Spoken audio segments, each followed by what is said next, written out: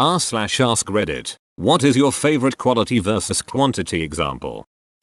Approximately 30 years ago I bought a couple of cooking spoons, each a solid piece of stainless steel.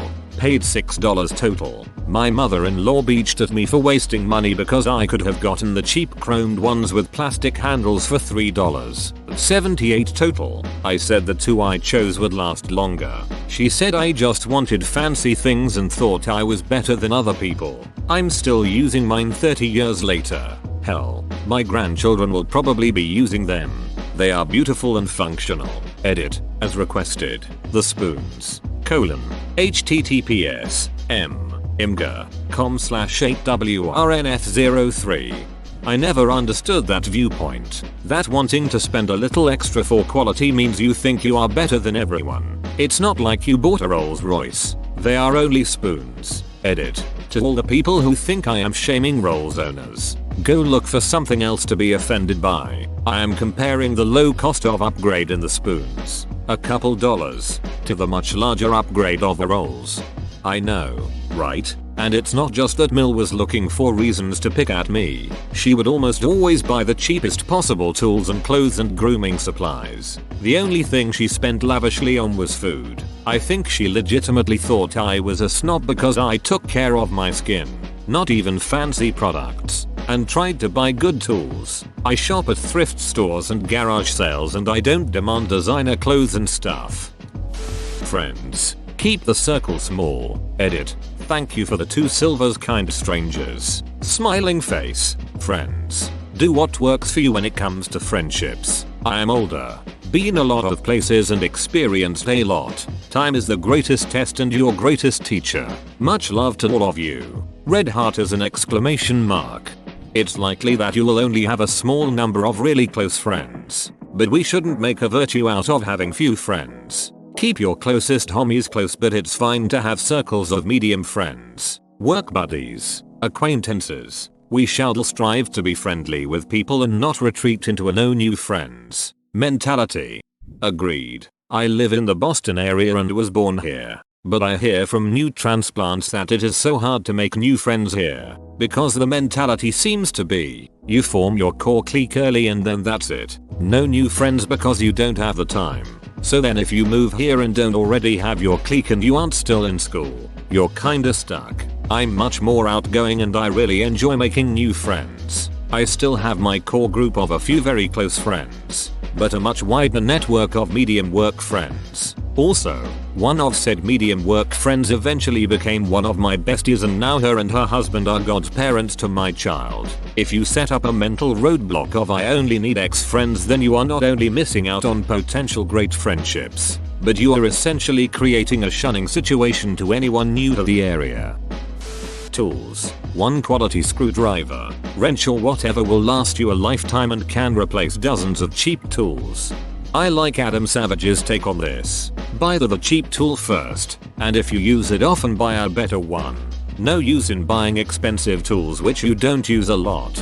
I call that the Harbor Freight rule. If you find you need a tool you don't own, buy the Harbor Freight knockoff, and if you use it enough it fails, then you know you use it often enough that it's worth it to invest in a quality product. If you only use it once or twice a year, you'll likely never wear it out, and it wasn't worth it to spend big money on quality. Edit. Holy exploding inbox. Batman. Row. Thanks for all the love.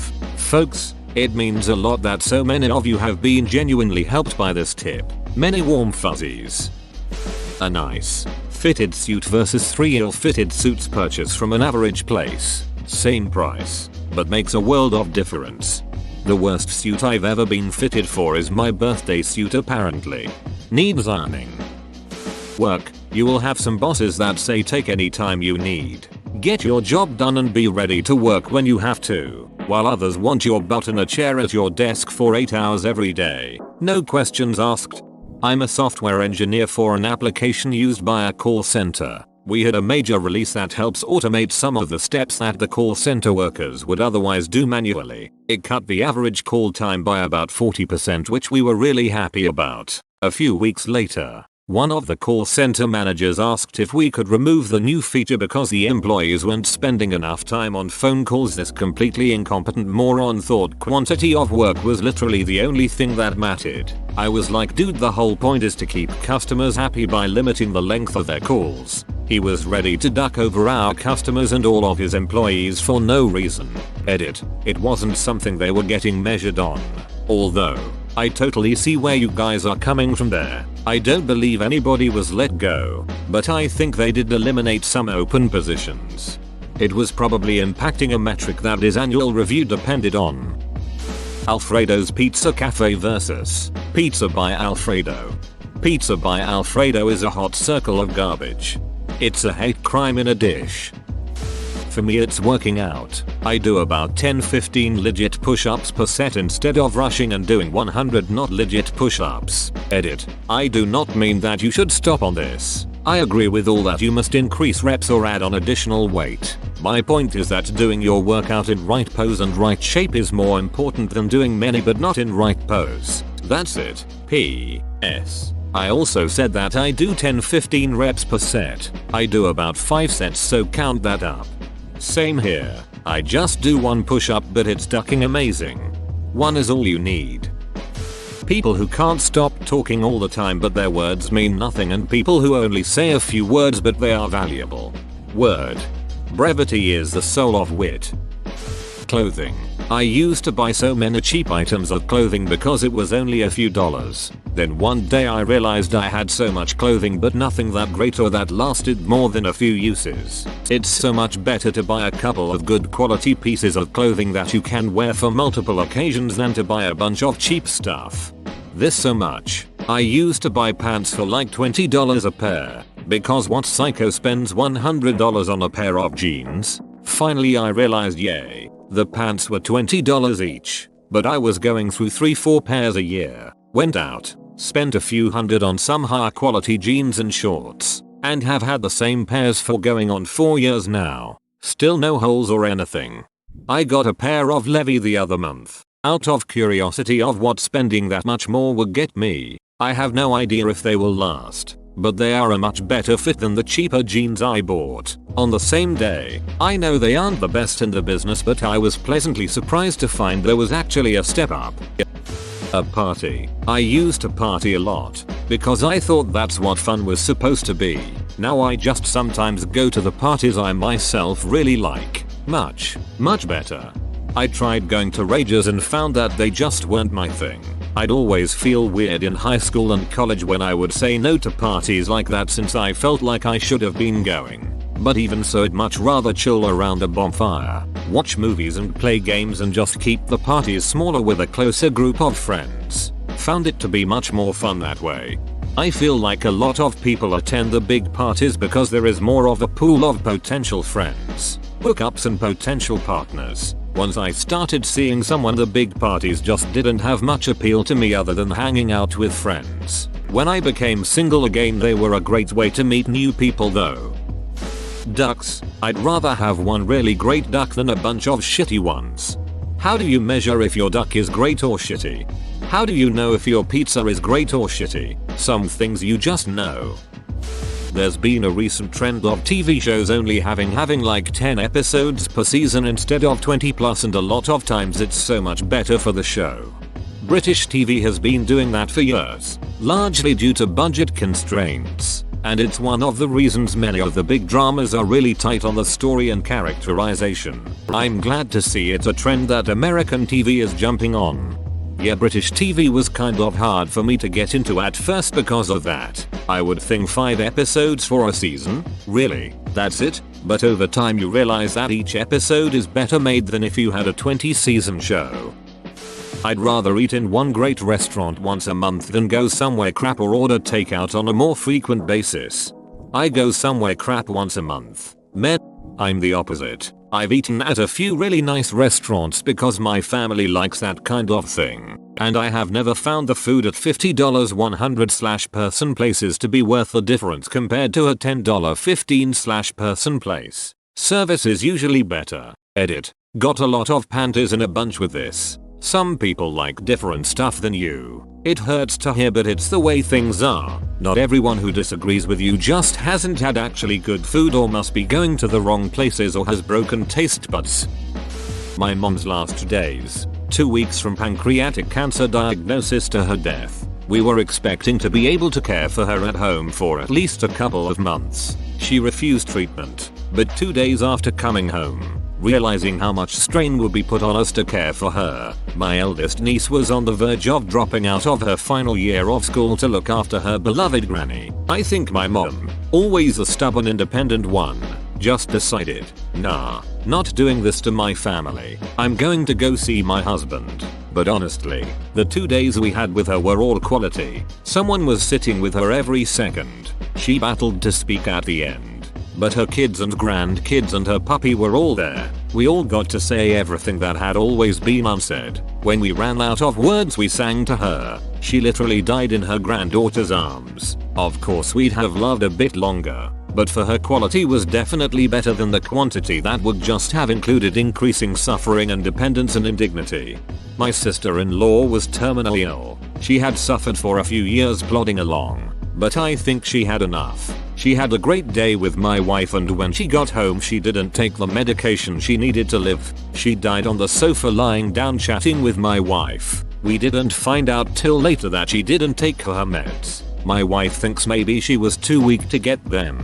I know different. She was an incredibly strong, independent woman. She'd had enough and went out on her own terms after having a great day. That's probably one of the best ways to pass, with family caring for you and there for you. Studying. I have friends who study for hours and hours but don't target specific material in a way that's effective. There have been tons of academic studies that show which kinds of studying are the most effective for attention, so I stick to those and end up studying for far less time. Edit. Worst studying techniques are cramming and rereading or highlighting the material. Best studying techniques are slower and cumulative and involve rewriting the material into a study guide or flashcards, as well as doing lots of practice questions. I have a book recommendation for you. Deep Work by Cal Newport. Think you'd like it? De-edit. Link to its Goodreads page http://www.goodreads.com bookshow/25,744,928 Deep Work. It depends on your goal. Scrumming was plenty effective for me at getting a test done the next day and for getting 90% of the class 1 hour afterward. Makeup. Can't believe no one else has said this, and I don't mean to shame anyone. Too much makeup is disgusting, but you can get a good coverage with good quality products instead of having to reapply shit stuff by layers. Man, makeup is such a crapshoot. You can buy a $10 foundation and it can be amazing or awful. Same goes with a $50 foundation. You can read or watch all the reviews first, but everyone's skin and preferences are unique, so it will work differently for you. I know this is kind of a tangent, but I felt it was worth mentioning. I recently went to Sephora to get a new foundation with SPF, and they gave me little sample cups of a couple different ones to try at home. I think they do samples of almost anything that can be easily put into a sample portion. It's not a lot of product, but definitely enough to know if something is right for your skin before dropping a lot of money on it. Shoes, especially if you're active and or work on your feet. Death. I'd rather die once and do a quality I am out of here than die and keep respawning. What if you die to some cheap exploit? That would be bullshit. Better to stay quiet and be assumed an idiot than to open your mouth and remove all doubt. Speak little but say a lot. After a while, people will begin to realize that when you do open your mouth, it's because you have something important to say and tend to listen much more closely than they would to a chatterbox making the same point. Better speak up to be proven an idiot than stay quiet and remain one. Yes, but also remember, he who does not ask remains a fool forever. Don't be afraid to have questions before you've reached the point where you can speak little but say a lot.